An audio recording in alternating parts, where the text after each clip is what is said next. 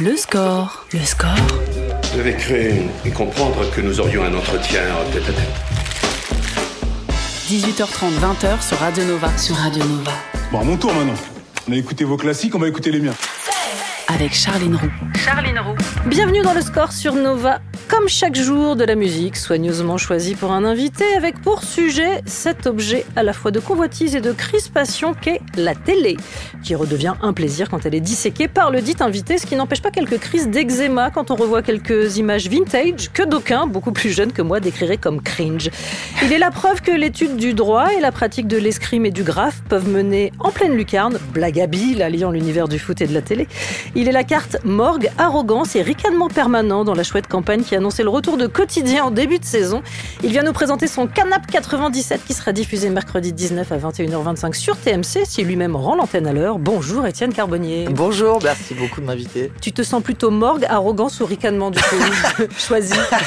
Ta carte Pokémon, ce serait pas quoi évident. plutôt? Je serais plus dans le ricanement, on va dire, Ouais. même si j'aime pas trop ce mot non plus. Vendredi, c'est ton jour off. T'en profites donc pour venir faire de la radio. Ce qui est Ouais. fort sympathique de ta part. Et je te pose donc la question préliminaire de cette émission. Quelle place prend la musique dans ton quotidien? Énorme, en vrai, j'en écoute tout le temps. Tous les matins, en venant au bureau, dès que j'ai un moment, tu vois, quand j'ai 5 minutes, un truc, j'écoute. Même parfois, quand j'essaie d'écrire un sujet, un truc, et je regarde des images sur mon ordinateur, Ouais. j'ai mes images avec truc, et puis j'enlève le casque pour plus entendre ce que les gens disent, et je mets de la musique en regardant juste les images, et parfois ça m'aide à écrire des trucs, ça me met dans une ambiance, et en fonction de ce que j'écoute, eh ben, je vais faire un truc différent, Ouais. écrire l'histoire différemment. Et puis la musique peut être source de gags aussi de temps en temps. Exactement, ouais, hyper Ouais. important la musique. Bah oui, Hyper évidemment. important. Même pour donner un mood, je trouve, général, en fonction de la Ouais. musique que tu mets, ça change l'idée que tu veux faire passer, le mood que tu veux mettre. Est-ce que la musique influe sur tes humeurs à toi? Ouais, enfin en tout cas, ça peut m'aider. C'est-à-dire que généralement, c'est plus mon humeur qui va dicter ce que j'écoute. Ouais. Mais en même temps, si je sais que, je sais pas, si un matin je suis pas bien, un peu, il pleut, je suis un peu triste, et ben je vais me dire, vas-y, je vais me mettre un truc qui va me donner la patate. Donc Ah c'est oui. plus ça en fait. La musique, elle va venir. T'es dans cette équipe-là? Ouais, Parce qu'il y a une autre exactement. équipe qui est je vais pas bien, du coup j'écoute November Rain des Guns et comme ça je m'effondre Ah non, jusqu'à moi la j'ai fin de jamais la été trop journée. comme ça. Ok. Ouais, les gens qui après une rupture qui se mettent Ouais. des trucs horribles, C'est c'est pas ma team, Allez, ça. c'est parti pour Amy Winehouse. Pour agrémenter cet entretien, j'ai évidemment choisi des titres crus 1997 et pour démarrer, parce que j'ai le sens de l'accueil et que je reçois un supporter du PSG, j'ai choisi Bad Boy de Marseille, Akhenaton et la Funky Family. Le score sur Radio Nova. Akhenaton, Bad Boy de Marseille, plaisir d'offrir, joie de recevoir Étienne Carbonnier, ici c'est Paris et d'autres villes aussi quand il est question de musique, en tout cas. Bah, non, Tu me mais- pardonnes, ça va? Évidemment, non mais la Funky Family, Ayam, il y a aucun problème. Oui, je t'ai vu, évidemment. en photo, Instagram.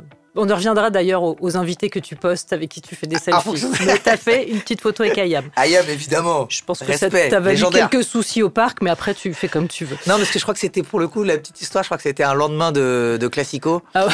Et qu'il me semble qu'il y avait eu un 5-1 ou un truc comme ça. Et donc c'était aussi une vanne avec Ouais, eux. le mec est revanchard, très Ouais. bien. On parle de Canap 97, un prime qui parle autant de télé que de société. T'avais déjà exploré d'autres années. Comment est-ce que tu choisis tes voyages dans le temps? Alors au départ, parce que maintenant il commence à y en avoir beaucoup, généralement quand on choisit une année, on regarde des faits marquants, des Ouais. trucs qu'on a envie de raconter, où on se dit que ça va être intéressant d'aller creuser. Donc au départ, c'était beaucoup, les premières années qu'on avait choisies, c'était beaucoup des années de présidentielle, parce que c'est toujours Ouais. quand même un moment... Ah, en jeu. Ouais, en jeu, et puis il se passe beaucoup de choses.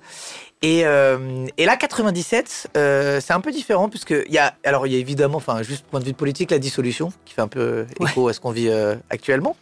Mais c'est pas vraiment pour ça qu'on l'a choisi, c'est plus finalement, ouais, le côté sociétal. Tu disais, donc on va aller explorer plus des marqueurs d'une époque. Ouais. Tout à l'heure, on parlait, par exemple, du Tamagotchi.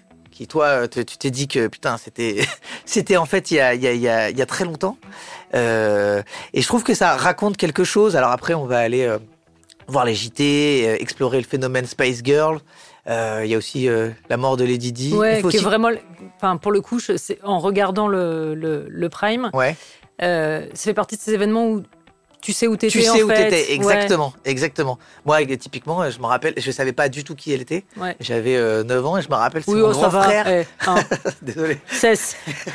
C'est mon grand frère qui vient me réveiller et qui me dit waouh, la princesse de Galles est morte. Je savais même pas qu'est-ce qu'était le pays Qu'elle de s'appelait Galles, la qu'il y avait une princesse de princesse Galles, aucune idée. Mais je me rappelle très bien de ce jour-là et donc où j'ai appris la mort et l'existence De la personne en même temps, ouais. Exactement. Alors que moi qui étais déjà dans la vie active, enfin bon, c'est un autre débat. C'est pour ça que je voulais pas. Désolé. Oui, Vraiment, bon, ça va, c'est fait. Le mal est fait. Désolé, franchement, Étienne. désolé. C'est aussi un programme, je trouve, qui casse bien la gueule aux adeptes du c'était mieux avant. Il y a un peu de ça dans le projet. Ouais, en fait, l'idée toujours, c'est de se dire justement qu'on va aller regarder avec nos yeux de 2025 une époque. Qui est révolue. Et donc, l'idée, c'est pas de se dire non plus. Enfin, tu vois que si tu regardes effectivement des trucs avec des yeux de 2025, tout va te paraître choquant. Ouais. Donc, l'idée est pas du tout de juger, c'est juste de se rendre compte de ce que c'était. C'est une capsule temporelle, comme on voit dans les films. C'est le principe de. Non, mais on veut surtout pas être dans le jugement et dire regardez ce qu'ils faisaient, c'était des dingues. Simplement, on peut aussi juste constater des trucs et se dire bon. Voilà, à l'époque, on faisait quand même des dingueries, donc on se rend compte aussi du chemin parcouru. Mais l'idée n'est pas du tout de juger une époque et de se dire que... Non, parce qu'il y avait des trucs très bien aussi. Hein. Il y a des trucs qui font bercer dans la nostalgie, et il y a d'autres trucs où avec des yeux de 2025, on se dit pas sûr. Exactement, je trouve que c'est ça qui est intéressant. Et puis en même temps, j'ai toujours l'impression quand même qu'à la fin... Tu te dis quand même, oh, c'était trop bien, parce que tu as le côté un peu nostalgique, réconfortant, et tu te dis quand même, c'était trop cool. Mais effectivement, il y a certains petits moments où tu te dis, waouh, là, les gars, waouh, on était un peu des dingos. Mais je pense que ça dépend aussi de l'âge que tu avais. Toi, tu le disais, tu avais 9 ans, qui est une phase, a priori, où 9 ans, t'es enfant, t'es relativement insouciant. Moi, j'en avais 10 de plus. 19 ans, c'est pas un âge auquel tu as envie de retourner tout de suite, tu vois. Et du coup, tu n'as pas vécu les événements avec les mêmes perspectives, je trouve. Et c'est vachement intéressant en ce sens-là aussi. C'est pour ça que je parlais de capsule temporelle. Ça te renvoie aussi à des endroits où toi t'étais. Ça te renvoie à toi. Par exemple, à l'ère du tout instantané, aujourd'hui, le doc nous rappelle, entre autres choses, la difficulté de communiquer à distance, les efforts qu'il fallait faire en 97 avec les tam-tams, les tatous et autres pagers. Le principe était quand même extrêmement absurde. Pour être joignable, il fallait rappeler. Ouais. C'est fou. En fait, quand tu y penses maintenant, même ça te paraît insensé. En fait, tu devais appeler une opératrice, lui dicter ton message, la meuf envoyer un message sur le pager de ton pote qui devait te rappeler. Il fallait pas que tu bouges, parce que du coup, il y avait que. Fallait pas d'urgence, quoi. Ouais, c'était clairement. Et puis souvent, c'était des messages. Enfin, en fait, c'est l'ancêtre du SMS, mais donc c'est fou. Tu te dis comment. Enfin, on n'a pas pensé directement à envoyer. Alors j'imagine, c'est la technologie, mais. Ouais.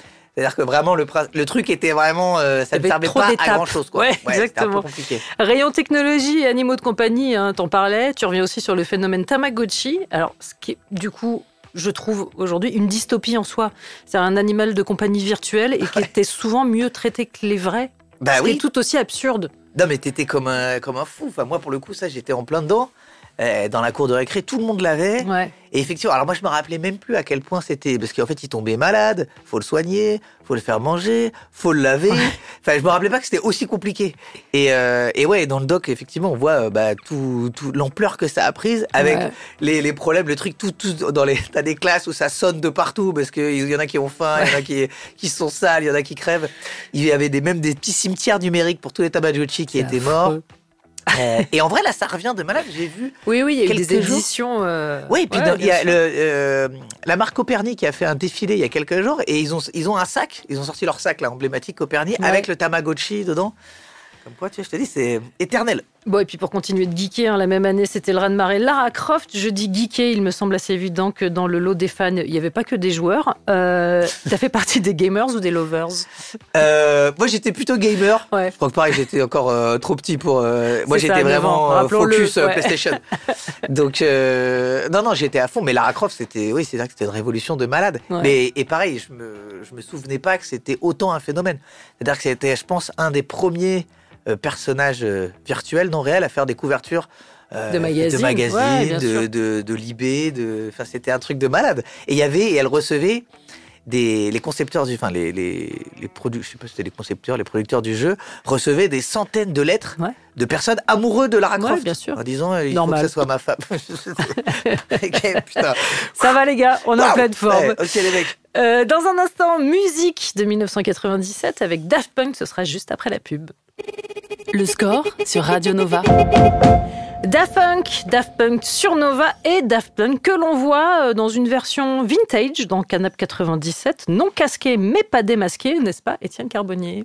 Ouais, c'était le tout début de Daft Punk où en fait ils commençaient à faire des interviews, mais ils n'avaient pas encore, je crois que c'est Eddie Slimane qui leur dessine leur costume et leur casque. Donc ils avaient déjà l'idée de se masquer, mais ils n'avaient pas encore le designer qui allait. Donc tu les vois avec une espèce de masse de chien, de perruque chelou, enfin de mascotte quoi. Ouais. Et ouais, c'est le tout début. Je me demande si c'est c'est Michel Gondry qui doit faire leur clip de Around the World. C'est Around the World aussi, mais je me demande si Daft Punk c'est pas lui aussi peut-être. C'est peut-être lui aussi. Ouais. D'ailleurs dans le clip de Daft Punk ils sont déjà avec le masque de chien. Ouais. Puisqu'on parle de musique, ton hit de 97, toi, du haut de tes 9 ans, c'était quoi ? Alors, si je dois être honnête ou si je veux être cool ? Faut être honnête. Parce que si je dois être honnête, en fait, cette année-là, c'est... Je corrige, c'est Spike Jonze qui avait fait Daft Punk. Ah, c'est Spike Jonze. Ouais. Oh, classe aussi, élégant. Alors, si je dois être très honnête, à 9 ans, je pense que... Le vrai tube, c'était ce qui a été cartonné par TF1 à l'époque, c'est Wes Allan. C'est le tube de l'été. À l'année, c'est ça ? Wes Allan, à l'année. Je sais pas comment on dit, Allan à l'année. Moi, j'ai tenté à l'année, mais après, je sais plus comment ça s'appelle. Ouais. Mais ça, si je dois être honnête, c'est ça. Et si je veux être cool, je dirais que c'était. Je crois que c'est The Verve qui sort Bittersweet Symphony cette année, en 97, donc peut-être ça. Mais en vrai, il y a plein de tubes. Je prends les deux versions. Fin des années 90, cette année-là précisément, c'est aussi l'avènement des Spice Girls et la prolifération des boys bands. Et il y en a un présent dans le doc dont j'ignorais l'existence, je dois dire, les Accordance Boys. Les Accordeons Boys. Est-ce que tu peux nous éclairer sur le concept, s'il te plaît ? En fait, c'est qu'on est tombé sur ça, c'était un peu lunaire. En fait, effectivement, c'est la période, l'âge d'or des boys bands, il y en a partout. T'as les To Be Free, les G-Squad, les Alliages, les je sais plus quoi. Et à l'époque, il y a aussi Pascal Sevran, tous les dimanches, qui fait la chance aux chansons sur France 2, il me semble. Et donc lui aussi, il a son boys band, mais version la chance aux chansons. Donc c'est 3 mecs beaux gosses, mais qui font de l'accordéon un peu dance. Donc voilà, je vous invite à regarder. Je connaissais pas l'existence de ce groupe, et ils sont exceptionnels. Des boys bands qu'on retrouve aussi dans la télé, ce sont les débuts de Fan 2, et c'est tristesse chez les mômes et les fans d'animé, c'est la fin du Club Dorothée. Est-ce que toi, t'as été directement impacté ou t'as pris la mesure de l'événement, si je peux dire, après ? Club Dorothée, si, moi forcément en fait, je me rappelle, pour être très honnête, pas trop du Club Dorothée, de tous avec les musclés et tout ça. Je me rappelle vraiment des dessins animés, en fait. Grand bien te fasse. Voilà. Donc, pour le coup, j'ai pas été si impacté que ça. Enfin, tant qu'il y avait mes dessins animés, moi, j'étais content. Mais est-ce que tu arrives à faire des ponts avec le divertissement d'aujourd'hui ? Est-ce que tu vois des similitudes ou, comme le chantait précisément Solar en 97, les temps changent ? Est-ce que tu vois des résurgences de certaines formes de divertissement de l'époque ? Alors ça pour le coup quand même, tous les jeux et tout ça, t'as l'impression quand même qu'on n'arrive plus trop à créer grand chose parce que c'est quand même on fait que refaire des jeux qui ont marché à l'époque. Tu vois là, tous les jeux c'est des jeux des années 90, juste ils les ont un peu lissés, ils ont fait un truc pour les rendre un peu plus jeunes. Mais là, ils reviennent, et c'est quoi ? C'est le Big Deal, je crois, qu'il y a quelques temps, qui cartonne en plus. Ouais. Ils ont juste changé un peu Bill, tu vois. Dommage. Sinon, après, j'ai l'impression que tu vois, c'est Une famille en or, Le juste prix. Ils ont repris tous les trucs qui marchaient. Ils ont du mal à inventer de nouveaux jeux. Donc non, là-dessus, il y a quand même pas mal de choses. Après, pour les programmes jeunesse, je t'avoue que je sais pas trop. Je suis un peu quand même nostalgique et déçu qu'ils aient pas continué les minicums, qui pour moi étaient les guignols pour enfants. Folie du matin. C'était exceptionnel. C'était incroyable. Je crois qu'ils avaient tenté une version un peu renouvelée, un peu next generation à un moment. Ça a pas. Je crois maintenant les kids ils veulent plus ça. Il faut de la 3D. C'est trop vieux les marionnettes. Il y a une séquence que j'aime particulièrement dans ce Canap 97, c'est Ophélie Winter à LA, Ophélie in LA, qui dit sans sourciller, moi j'aime les gang members, en faisant des gestes de gun. C'est fou. Ouais, je pense qu'elle se rend pas trop compte. Et c'est en fait, je me suis du coup rendu compte que je pense que c'est à cause de cet extrait-là que tout le monde l'a caricaturé en disant Ophélie. Je comprenais pas d'où ça venait vraiment. Et en fait, en voyant cet extrait, ce Fréquence Star précisément, où elle est à Los Angeles avec Laurent Boyer avec Lolo Boyer. Et du coup, effectivement, elle voit passer une caisse avec des mecs dedans et elle fait « Yo, les gars, c'est les gangs. Je sais plus ce qu'elle dit. Elle fait « Bang, bang, bang, Ophelia, LA. » Bref, c'est catastrophique. Tu le fais hyper bien. Je dois suis dire, pas sûr. tu peux refaire le doublage Non, c'est bon. derrière. C'était terrible. Je me suis lancé dans une imitation. Fallait absolument. Non, elle était bien. Moi, j'ai bien aimé. J'ai aimé Merci, l'effort, en tout c'est cas. gentil. On poursuit en musique avec un titre de 97, Janet Jackson. On écoute Go Deep. Le score sur Radio Nova. Nova. Janet Jackson sur Nova, Go Deep, toujours en compagnie d'Étienne Carbonnier. Tu faisais pas partie, toi, j'imagine, en 97, des gens qui tentaient les chorés façon Janet Jackson. T'avais d'autres activités? Non, moi, j'étais pas Ouais. hyper choré. Non. Pour être très honnête, j'étais pas hyper choré. Enfin, ceci dit, j'écoutais tu parlais de ton évidemment- amour pour le tube de l'été, il y avait des chorés qu'elle avait avec. Alors, d'ailleurs, c'était dans West Island, contractuel. non, j'étais un peu fasciné. Dans le clip, il y a un mec qui fait comment on appelle ça? La vague, le ouais, serpent, là. Ouais. Waouh, ça, je trouvais ça incroyable. Mais je pense n'avoir jamais tenté le move. Donc, Ok. non, j'étais pas un grand. Faut mettre ça fan de sur ta bucket list. De faire faire le. le- Ouais, non, la c'est vague trop vieux. dauphin. C'est fini, ça. C'est fini, ça. Allez, paye Ça, ton c'est le limbago. Est-ce que, hors le cadre de ton emploi, tu regardes beaucoup la télé? Je regarde beaucoup la télé. Bah, finalement, chez moi, je regarde des séries, des films. Ouais, parce que tu passes quand même beaucoup d'heures à Ouais. binger pro. En Tu vrai, vois ce que je veux dire, il y a un déjà, truc voilà, un peu, tout ce qui est émission, trucs comme ça, je le fais pour le travail. Mais tu Euh, regardes de la fiction, en fait, quand tu Plutôt, regardes. ouais, je regarde plutôt de la fiction, en vrai, chez moi. Comme quoi, par exemple? La France veut savoir, Étienne Carbonnier. Ouais, je suis pas sûr du tout. Pour le ricanement, tout ça après, tu vois, qu'on sache Ouais. un peu où on... Non, qu'est-ce que je regarde en ce moment? Bah, là, j'ai commencé White Lotus, là, la nouvelle Ouais. saison. Avec Charlotte Lebon. Avec Charlotte Lebon. Voilà. Pas mal. Pas au niveau j'ai l'impression quand même des deux premières. Mais toujours sympa, toujours l'esprit White Lotus. Qu'est-ce que j'ai vu? Ah, j'ai bien aimé un truc. C'est quoi? Je crois que c'était sur Netflix. American Primeval, je crois que ça s'appelle, ou un truc comme ça. Sur un peu l'Ouest américain, dans l'Utah, avec des Ouais. Mormons, des Indiens, Ok. des cow-boys, tout le monde se bute. Très sympa. Je Très recommande. bon résumé. Ouais, c'est à peu près ça. Donc ça, c'est sympa, ouais. Ouais. C'est bien aimé. Je me demandais, l'émission quotidienne, ça demande quel genre de discipline? En vrai, les quotidiennes, c'est vraiment ce qu'il y a de plus dur parce que c'est tous les. Alors, il y a un avantage et un inconvénient. L'inconvénient, c'est que vraiment tous les jours, il faut arriver à sortir quelque chose, produire quelque chose. Quand bien même, il n'y a pas forcément Ouais. de matière. Il y a énormément de contraintes aussi, parce qu'il y a des trucs que tu as le droit d'utiliser, des trucs que tu n'as pas le droit d'utiliser, des trucs que tu as le droit d'utiliser que 1 minute, mais tu dois quand même faire 4 minutes de chronique, donc tu te démerdes pour trouver des Oui, parce moyens. qu'il y a des chaînes qui n'autorisent pas la diffusion de certaines de leurs Ouais, images. c'est très ça, compliqué. oui, En fait, je sais pas, voilà. c'est tout un truc Pour de faire la très doc, ça, simple, c'est très ouais. compliqué. Il y a des trucs que tu peux acheter que tant, tu as le droit d'utiliser que certains extraits. Ouais. Enfin bref, donc tu fais avec tout ça. Donc ça, c'est un peu compliqué. Et en plus, avec la contrainte que ça soit un peu rigolo à la fin, ce qui est aussi pas évident tous les jours.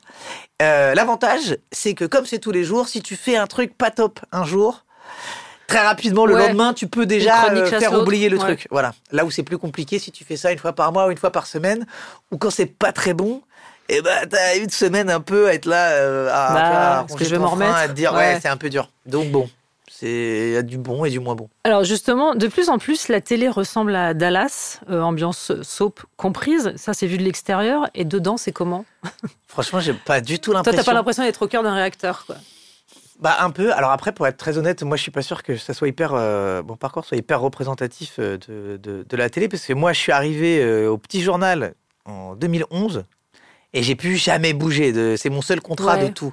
Je vous racontais avant, j'ai été stagiaire chez Radio Nova, j'ai été stagiaire à TSF Jazz, et très rapidement après j'ai bossé un peu dans 2-3 magazines, et en fait mon premier contrat, vrai contrat, c'était au Petit Journal. Donc moi je suis resté là, donc je suis vraiment un peu à la maison. Ouais. Je connais tout le monde. Je suis arrivé, elle était 10, quoi. Maintenant, il y a 300 personnes. Donc, tu vois, moi, j'ai pas vraiment j'ai jamais bougé. Je suis là, je les connais, je suis un peu en famille. Donc, moi, vraiment, de mon point de vue, je vois pas du tout ça comme un. Ouais. Après, évidemment, enfin, c'est un truc où tous les gens, bah, ça bouge, ça va vite. Hein. Après, il faut être conscient que la télévision, bah.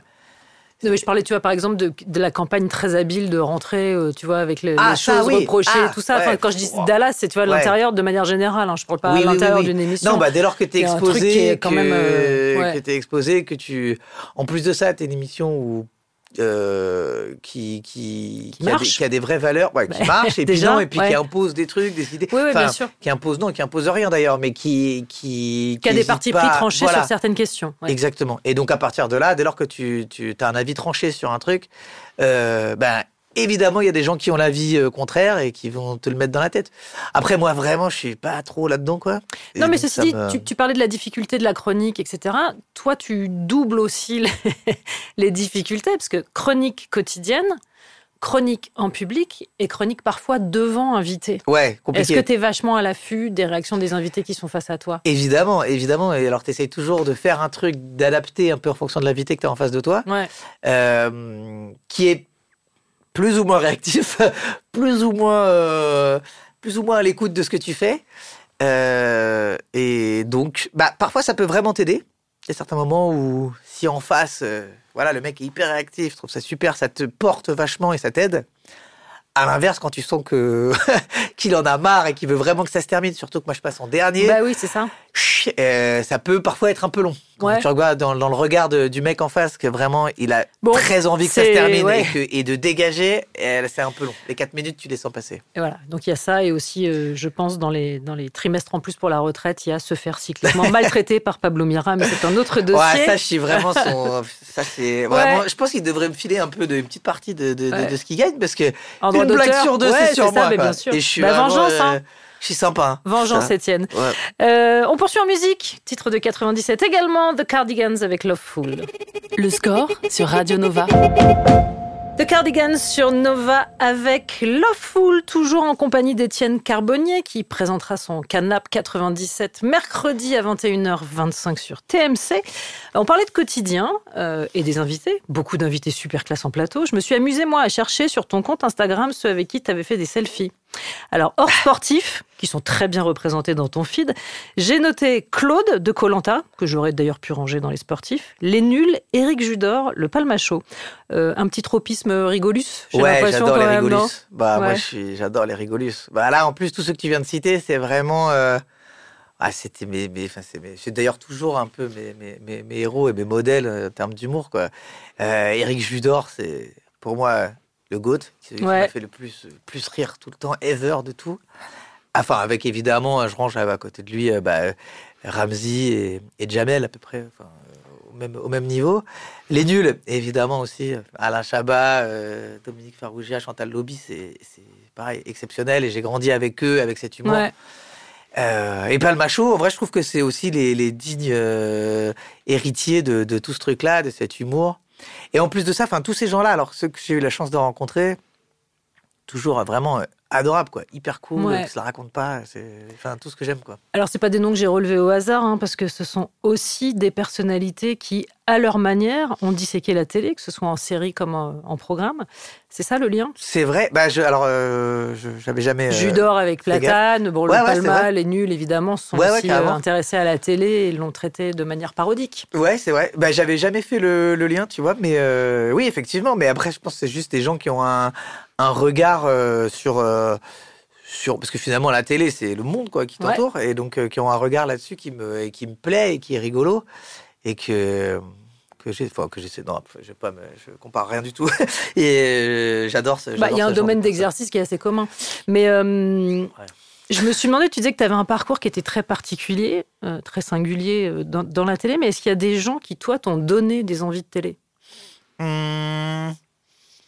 Que j'ai adoré à la télévision. Où tu t'es dit, leur job a l'air d'être assez cool. Moi, je ferais mieux ça dans la vie. Ouais, grave. Après, c'était plus... Pareil, je me rappelle petit de mes parents qui regardaient Nulle part ailleurs avec Decaune et Garcia. Je me disais, c'est incroyable de faire ce travail.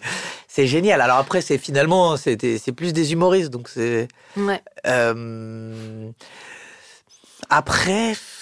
Journaliste sportif ou... j'aimais bien les journalistes sportifs. Mais après, j'ai jamais voulu être... Tu vois, j'adore le sport. J'en regarde beaucoup. Mais j'ai jamais voulu être journaliste sportif. Ouais. Même bosser à l'équipe. En fait... c'est que j'adore le sport, mais j'aime tellement d'autres trucs à côté que, en fait, je pense que ça me saoulerait de faire ça tout le temps, du sport tout le temps. Ouais. Même si concrètement, avec mes potes, on parle 95% du temps de sport, mais malgré tout, j'adore m'intéresser, tu vois, je sais pas, à plein d'autres trucs, quoi. Enfin, la politique, la télé, la radio, de ce qui se passe, les trucs sociétaux. La mode aussi m'intéresse de malade. Non, mais il y a tellement de trucs qui me plaisent que j'aurais du mal à me spécialiser dans un truc. Alors, il n'y a pas que la télé dans la vie, il y a le ciné aussi. C'est mignon. Vous avez un gros problème. Et moi, je solutionne les problèmes. Agent Trout, de la police nationale de la faune sauvage. La chose la plus affreuse que j'ai jamais vue, l'empilage. Ah ouais. Le sinistre Agent Trout dans We Bare Bears, en français ours pour un et un pour tours, T''ours. Ouais. Et ben cet agent a la voix d'Étienne Carbonnier. Ouais, c'était incroyable. Comment? Pourquoi? Ouais, je sais pas du tout, mais c'était exceptionnel. C'était vraiment un rêve. C'est Cartoon de doubler Network. un personnage de doubler un personnage de C'est dans la version film de la Exactement. En fait, ils ont fait un film. C'est une série de Cartoon ouais. Network avec 3 ours qui veulent devenir influenceurs, qui est hyper drôle. Et ils ont fait un film. Et je sais pas comment ils sont arrivés. Ils ont pensé à moi pour faire ce truc, mais j'étais ravi. C'était trop bien. C'est l'amoureux des animaux qui a parlé. Déjà, parce que comme j'ai exploré ton compte Instagram, j'ai vu qu'il y avait énormément de photos de ton chat. Ouais, j'adore mon chat. Pourtant, alors, pour la petite histoire, en vrai, au départ, il m'a été imposé parce que j'étais ultra allergique au chat. Ça intéresse personne ce que je vais raconter. Si, moi j'aime bien. Même.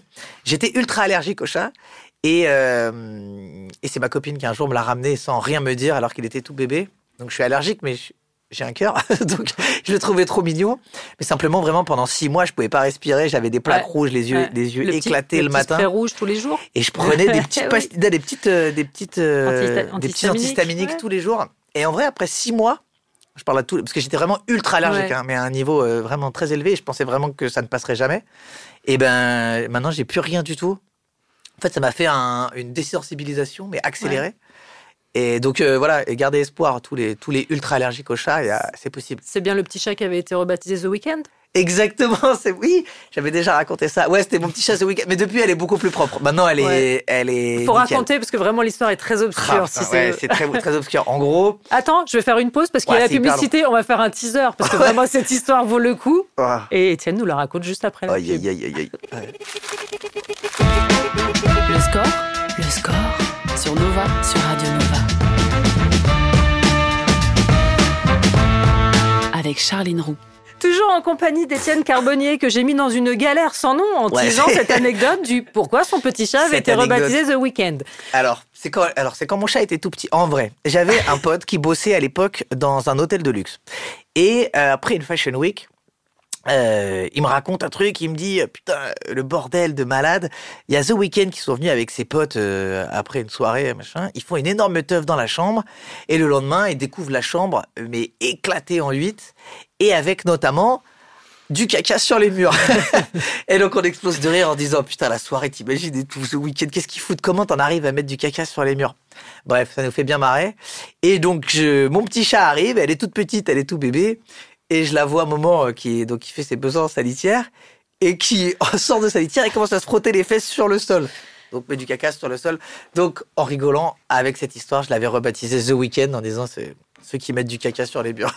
Voilà. Avis à tous les fans de The Weeknd, vous ne le regarderez plus jamais de la même manière. J'en sais rien, je veux pas jeter C'était évidemment pas lui. Non, je pense que c'est un de ses copains. Moi, je suis intimement persuadée que c'était lui. À partir du moment où tu as raconté cette histoire, c'est terminé. Et puis, c'est des on-dit. De toute façon, c'est des on-dit. Ouais, c'est ça. C'est pas vérifié. Voilà. Mais l'histoire est rigolote. Ouais. Alors, vraiment, sans lien aucun. Mais alors, j'y vais vraiment. On est sur zéro transition. Okay. J'ai un extrait à te faire écouter parce que dans mon souvenir, tu l'avais cité comme un totem. You put this in your coffee. A spoon. Your hands. Your face. It's white. Paper. Snow. A ghost. It's heavier than milk. A rock. A dog. The earth.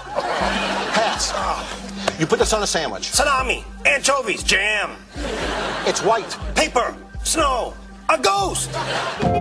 Joey dans Friends. Ah, bien sûr. Friends, après, c'est... Non, mais alors, encore une fois, je suis désolée, je veux pas faire de l'analyse à 2 balles, mais on parle quand même d'un mec dont l'activité majeure, quand il n'est pas en train de jouer dans les séries, est d'être... Mater la télé. Bah oui. C'est vrai. Moulé dans un canapé, mangeant de la pizza et regardant la télé. Ouais, effectivement, je crois que j'ai une fascination pour les mecs qui branlent rien dans leur canapé. Ouais, non, mais Joey c'est... Bon, après, Friends, tout est incroyable, j'ai l'impression. D'ailleurs, Joey en particulier. qui commence, en France, la diffusion, c'est 97. Et on a un petit c'est extrait si d'un tard truc. que ça? Ouais, 97. Pour moi, c'était beaucoup plus tôt. Non, c'est 97. On a on le met d'ailleurs dans l'intro. C'est assez drôle de voir ça. C'est la petite bande-annonce de France 2 à l'époque. Ouais. Nouvelle série, vous allez voir, c'est hyper rigolo et tout. Alors que quand tu sais. C'est l'arrivée sur France 2. Sur parce France que 2. c'était diffusé sur Jimmy avant. Je avant. pense que ça devient. Ouais. Exactement. C'est sur Jimmy, parce que ça doit commencer en 95 peut-être. Parce que moi, j'y étais, je l'ai regardé. Ouais, mais moi, j'avais pas Canal Jimmy là.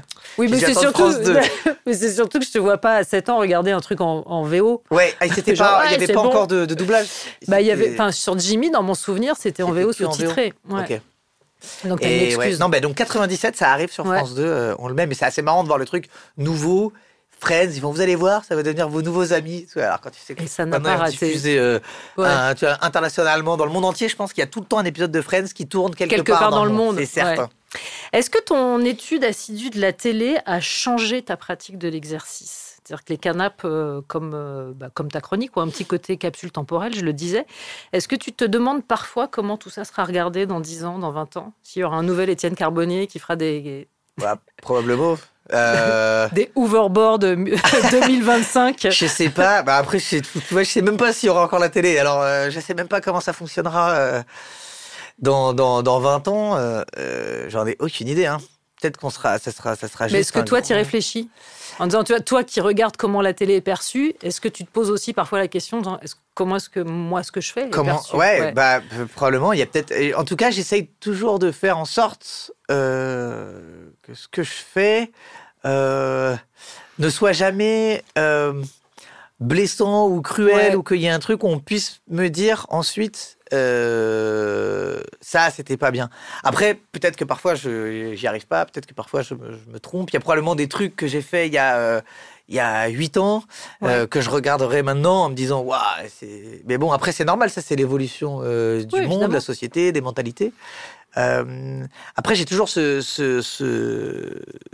truc en tête de me dire voilà, on peut rigoler, on peut tailler même comme avec des copains, mais il faut jamais que ça soit cruel, quoi. Donc il y a plein de trucs parfois qui nous font vraiment beaucoup rire, mais on se dit non, c'est trop, c'est pas, et donc on enlève, parce que le but est pas non plus d'être. Enfin, je pense qu'on peut toujours faire de l'humour en étant aussi coolos et bienveillant. T'es pas obligé d'être ultra hardcore pour être rigolo. Dernier titre, Cru 97, avant de passer à la playlist d'Étienne Carbonnier, on écoute Buena Vista Social Club avec Chan Chan. Ah, magnifique. Le score sur Radio Nova. Buena Vista Social Club, Chan Chan sur Nova, toujours en compagnie d'Étienne Carbonnier, que je vais désormais soumettre à la terrible épreuve, celle que redoutent les invités. C'est la légende que j'essaie d'instaurer. Moi, je crois que globalement, tout le monde s'en fout. Okay. Une rafale de questions sur la musique. L'idée, c'est de répondre du tac au tac. Wow. Et moi, je ne peux pas te demander de justifier tes réponses, ni les juger. Ce qui est également faux, puisque je le ferai, d'accord, quoi qu'il se passe. Ok, ça marche. Est-ce que tu es prêt ? Allez, allons-y. Quel est le titre qui symbolise le mieux l'enfance, ou en tout cas la tienne ? Peut-être The Hanson, Mbop. Très bien. Parce que c'était vraiment mon premier CD de titre. Ouais. Le titre qui symbolise le mieux l'adolescence ? Je sais que c'est Avril Lavigne, donc ne cherche pas à mentir. Non, je dirais peut-être... c'est peut-être Blink 182, All the Small Thing. Ok. Ton hit de karaoké ? Mon hit de karaoké ? Robbie Williams, Angel. Très bien. Ça, c'est vraiment le truc des mecs qui regardent du foot. Mais après, c'est un autre débat. Le titre qu'on serait peut-être surpris de trouver dans tes playlists ? Là, j'ai un énorme Gilbert Montagnier qui sort, tu vois. Voilà. Catégorie surprise, ça marche très bien. Le titre qui te propulse immédiatement sur la piste de danse ? Free From Desire, Gala, classique. Et le titre qui t'en fait immédiatement sortir ? C'est qui me fait sortir de la piste de danse. Alors, je vais me faire beaucoup d'ennemis, je crois. J'ai jamais été ultra fan de Radiohead. Pour moi, Mais ça se danse pas, Radiohead. Non, c'est pour ça. C'est que j'ai immédiatement envie de me suicider, quoi. Donc, j'ai mes problèmes. On a tous nos problèmes. Garde-les, s'il te plaît. Tom, garde tes problèmes. On a tous nos soucis. S'il te plaît, ne m'en fais pas part. J'ai d'un seul coup une espèce d'image d'une soirée où d'un seul coup quelqu'un jouerait Creep avec Étienne Carbonnier qui fait la vague au sol. Vraiment, les dauphins. Ça me met une espèce d'angoisse immédiate. J'ai des potes ultra fans. Et à chaque fois qu'ils mettaient ça, j'étais là, mais frère, on a tous des soucis. Laisse-moi en dehors de ça. Waouh. Ta chanson de comédie musicale préférée ? Je dirais peut-être... Non, putain, je suis hyper mauvais. C'est quoi, dans les 10 commandements, il n'y avait pas... Ce sera nous. Ouais, mais bien sûr, évidemment. Le titre que t'as le plus écouté ces derniers jours, t'as le droit de checker sur ton téléphone, évidemment. Les Filles de l'Art, un groupe que j'adore, californien, Ouais. qui a sorti un nouvel album. Et alors, j'ai un peu buté tout l'album, mais j'aime bien Down and Out. Ok. Et la question dite terre brûlée, quelle est la chanson pénible dont tu as un mal de chien à te débarrasser une fois que tu l'as en tête? Waouh. Non, je ne saurais pas te répondre là. Eh bah ok, mais très bien, mais tant mieux pour toi. Je pense que comme tout le monde, vraiment, il y a plein de trucs et tu l'écoutes une fois et c'est un enfer. Tu l'as toute la journée. Mais non, j'ai rien qui me vient en tête. Je suis désolé. Mais c'est pas grave. Très bien. Il est trop tard, tu veux trop dire. Tard, oui, pardon. Bien sûr, car nous sommes vendredi en fin de journée. Et oui. Je rappelle donc que Canap 97, ce sera diffusé mercredi 19 à 21h25 sur TMC. Je le répète, si toutefois les gens rendent l'antenne à l'heure. Ouais, mais ce qui n'est jamais complètement ta faute. On fera je tout. dois dire. C'est jamais de ma faute. Moi, je subis tout ça. Mais... Attends, mercredi, il y a Pablo Mira? Mercredi, il y a Pablo. Ouais, c'est mort. Je ne serai pas rendu à l'heure. Merci mille fois, Étienne. D'être merci à vous. Non, c'est toi, merci. Il est 20h, il est grand temps de retrouver David Blo et le Nova Club.